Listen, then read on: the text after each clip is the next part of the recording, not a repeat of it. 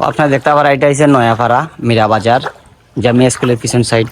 আপনি সাধারণত যখন বর্তমানে দেখুন আপনারা যে এখানে রিক্সা যায় আরো বাইদি, রিক্সার অবস্থা দেখেন যে কতটুকু, মানে এই সাইডে অবস্থা ছিল ভয়াবহ অবস্থা ছিল। মাঝখানেও আপনার ঈদের দিনও আপনার এখানে বুক পানি আসিল। তো আজকে অবশ্য কমে গেছে পানি। আজ সকালে আবার বৃষ্টি হয়েছিল, বৃষ্টি হওয়ার পরে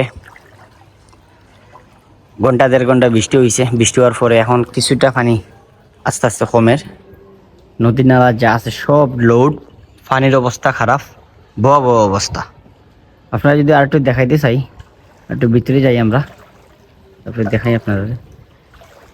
আমরা যেখানে আছি এটা হচ্ছে মীরা বাজার নয়াপাড়া।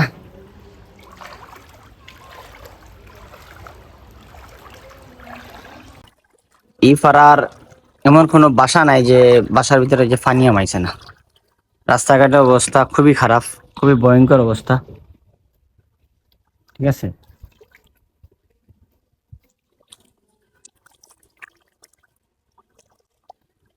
এই এলাকাত নিচতলা যত মানুষ আছেন একজনও নাই বাড়ি করে, সব বাড়ি ছাড়া।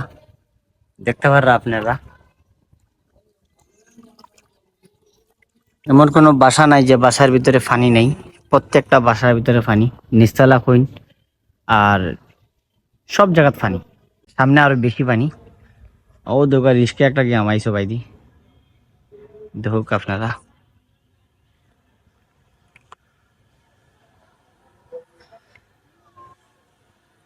এখানে একজনের সাথে আলাপ হয়েছিল, তাদের পুকুর, এটা একটা পিসাইল আর কি পুকুর। তো পুকুরে তারা মাছ ফেলাইছেন। আপনারা দেখতে পারা ওই যে যে আইল্যান্ড গুলো আছিল, তিনটা আইল্যান্ড ডুবা আসছিল, পানি তল্লা ছিল। এখন অবশ্য কমছে। এদের দিন এই জায়গায় পানি ছিল, বুক পানি ছিল। তো এখন বর্তমানে আস্তে আস্তে পানি কমের। মানুষ ঘর বাড়িতে বাইরিতে পারেন না, পানির লাগি বহুত কষ্ট। শুদ্ধ পানির জন্য খুবই কষ্ট, সাপ্লাই পানির কোনো লাইন নাই। অনেকে পানি দেখা গেছে যে কিনে আনছেন, আমরা কিছুক্ষণ আগেও দেখছি কেন যে অনেকে পানির বোতল কিনে লইয়া যাইয়া। ও রিস্কার মাঝেও দেখা গেছে যে পানি লইয়া গেছেন তাই তারা। আর পানির অবস্থা কিতা হইতাম, অবস্থা খুবই খারাপ।